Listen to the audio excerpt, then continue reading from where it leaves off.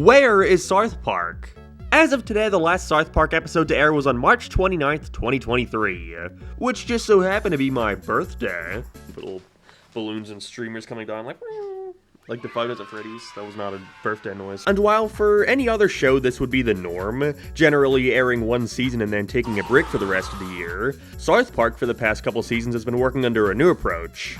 At the start of the year, we get a short 6-episode season, and then towards the end of the year, we get 2 45-minute specials to make up for the missing 4. That way, we get a consistent feed of South Park content throughout the year, and also the creators, Matt and Trey, get to appease their contracts with both HBO Max and Paramount Plus. Well, maybe appease isn't the right word. But as of now, we're approaching the last quarter of the year, yet there's been no news on when more South Park is coming. Which is especially strange considering in 2022, both of the specials aired in June and July, summertime. In 2021, the COVID specials did release in November and December, however, that was all we got that year. No season at the beginning, so I don't really count that. That leaves Matt and Trey with only 4 months to release an hour and a half worth of South Park specials, which generally would be doable within their usual time frame of making one episode in only 6 days. But I fear that right now, with just how much stuff they've got going on at the minute with South Park, their new video game, their new restaurant, the new weed company we still know nothing about, that the duo may be stretching themselves too thin, and if a lack of South Park this year is going to be the result of that. Making a 22-minute episode in 6 days is one thing, but despite only being double the length, there's so much more to consider with the release of these specials that I think increases the workload tenfold. You know, at least when a season is running and an episode airs that isn't the best, you can at least think, oh well, hopefully the next one is better, I only have to wait another week. You get 10 weeks of that and hopefully by the end you have at least a few bangers in there. Whereas these 2 yearly specials have cut our regular South Park season almost in half. So a lot more is riding on them being worthy substitutions.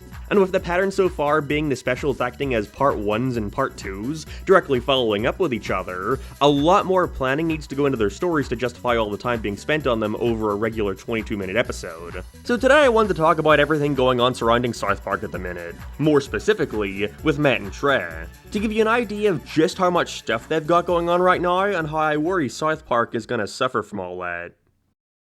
You know, unless they decide to announce their new special like the day after I upload this, that sure would be nice. The main thing that's been on my mind as of recent regarding the entirety of South Park has been, are Matt and Trey not incredibly burnt out? If you watch recent interviews with the guys, it becomes evident that they've got their plates full.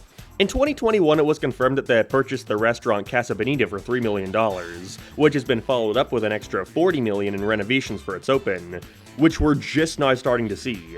With Casa Bonita being such an iconic locale in the South Park universe after the two immortalized it for eternity, they weren't hiding the fact that this was basically just one big fantasy they're playing out.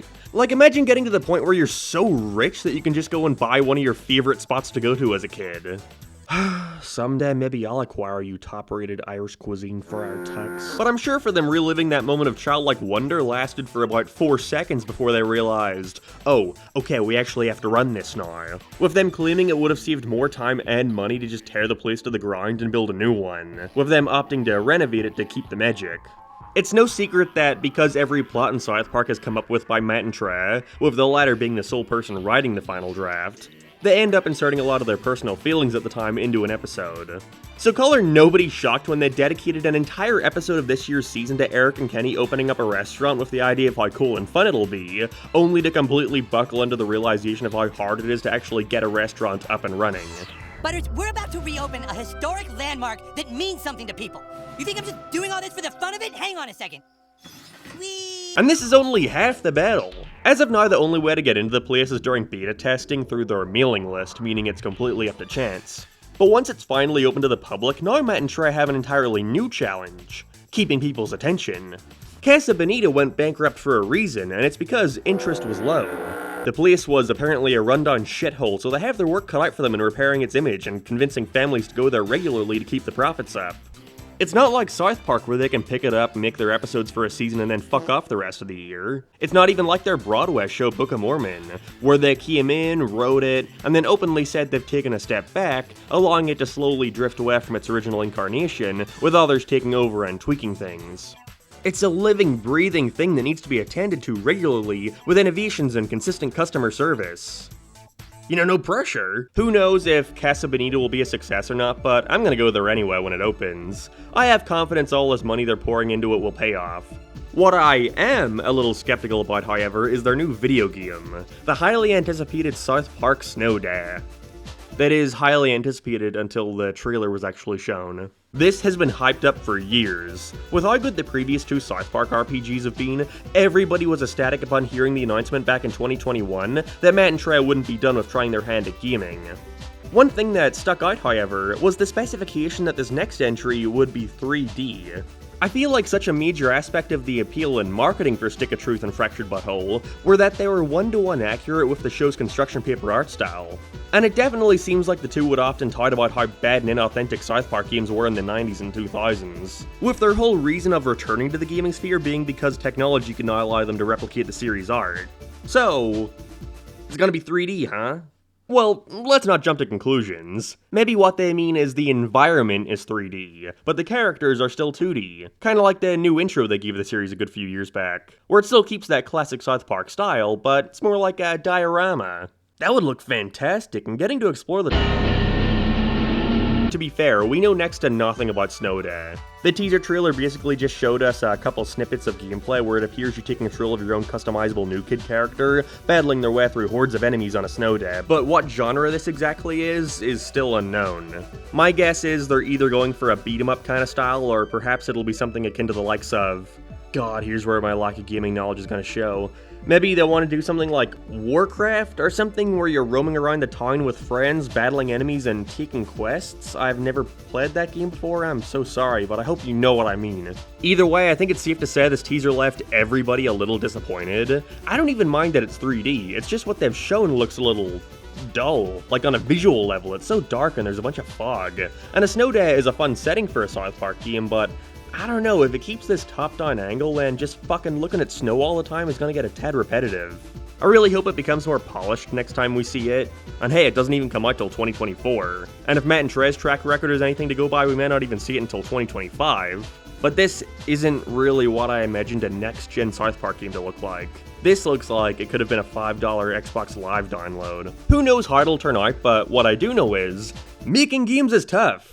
Especially on the writing side. Trey Parker claimed that the final script for Fractured But Whole ended up at a staggering 360 pages, 2 feature films in length. And while that was an RPG, which are known for their heavy stories and dialogue, I can imagine that working in this unknown genre that we haven't seen them tackle before has been creating its own cavalcade of issues they need to work around. Another thing I've been wondering about for quite a while now is what's been going on with that lawsuit from earlier this year. Remember Warner Brothers sued Viacom over Matt and Trey breaching their contracts? If you want a big rundown of all that, check out my previous video, but the long and short of it is... Matt and Trey gave HBO the rights to stream all of South Park and any future seasons that release. Viacom then make their own streaming service and want South Park to promote it. And so they signed the creators on to make 14 special events over the course of the next 7 years. Warner Brothers are now pissed off because not only does their rival now have South Park stuff, but also the new seasons they were promised have been cut in half, resulting in lower watch time from viewers. Therefore, lawsuit. I don't know, maybe there have been some behind-the-scenes problems arising from that, and Matt and Trey have been advised to just hold off on making stuff for Paramount Plus until they get the go-ahead to keep at it. I saw an article from a month ago where both sides basically are still firmly sticking their feet in the mud about all this. Viacom haven't technically done anything wrong, but it's still pretty shady and they could get in trouble for it. And Warner Brothers, in protest, stopped paying them the money they promised to stream the series. Which could also get them in trouble, but at the end of the day, everybody wins. From what I see, South Park is consistently the top streamed animated program on HBO Max, and I'm sure these specials have convinced at least 1 or 2 people to sign up for Paramount Plus, which basically doubles their usual viewer count of no one. But the people I feel most bad for in this whole entire streaming wars fiasco are the employees over at South Park Studios. We really don't know that much about how it is working on South Park aside from the 6 Days to Air documentary, but from that little bit we did see, it seems like hell. A fun hell, but hell nonetheless. Now who knows what it's actually like working on it? I mean, I have a couple friends who told me how it works, but I think that was before this special event nonsense we're doing now.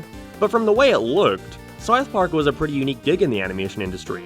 Basically, it seemed like when a season was airing, you'd be worked to the bone, having to sleep at your desk and spend multiple nights in the office so you can get an episode ready to air in under a week. And then you'd have to do that 10 times over. You're being mentally and physically tortured, but for only a fifth of the year. I'm sure you're kept on some kind of payroll for the rest of the year so they don't have to completely rebuild their team every season. So you work really hard for a while, but then you get to relax for a bit until next time. Seems like a fair trade-off.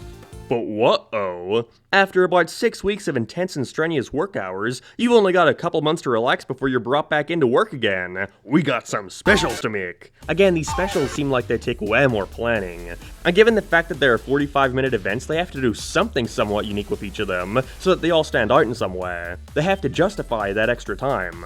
So I'm positive the team has to do way more work into concept art, storyboarding, background design, modeling, and animation just to get one of these things finished. While in the back of your head knowing that after this one is done, you gotta start that process all over again to get the second part done in a timely manner. I'm sure that's why the streaming wars were 2 parts long when the story didn't really feel like it needed that extra 45 minutes. You couldn't reasonably expect the team to make all this new shit again, especially when there's such little time left in the year. It must be hell and not nearly as comfy of a gig as it once was. Who knows, maybe I'm just dumb. I've spoken to a couple mutuals who work on the show, but if any other employee there wants to offer their input to clarify anything, comment below and I'll be sure to bring attention to it. But either way, I ended my video from the start of the year by saying at the end of the day, South Park fans win with how much content we're getting. But at the same time, I feel to consider that all this extra content is coming at the cost of these poor animators, who I'm sure are in a perpetual living hell while working on the series with such little time to relax in between projects. Like I said in my previous South Park video, following this series has become a mess. You never know when something is gonna drop, which sure adds a bit of fun and chaos to keeping up with the show. You can never claim South Park isn't at the very least interesting right now. But it means we get a consistent 6 weeks of the show at a random point near the start of the year, and after that, who knows? Could drop in the summer, could drop in the fall, could drop in the winter, just gotta wait and see. Who knows, maybe they've just been silent for a while because they wanted to do a Halloween and Christmas special this year, that'd be cool. No matter what though, this is without a doubt the most fun it's been to be a South Park fan in years, so I'm looking forward to their eventual return. Again. And again. And again. And again.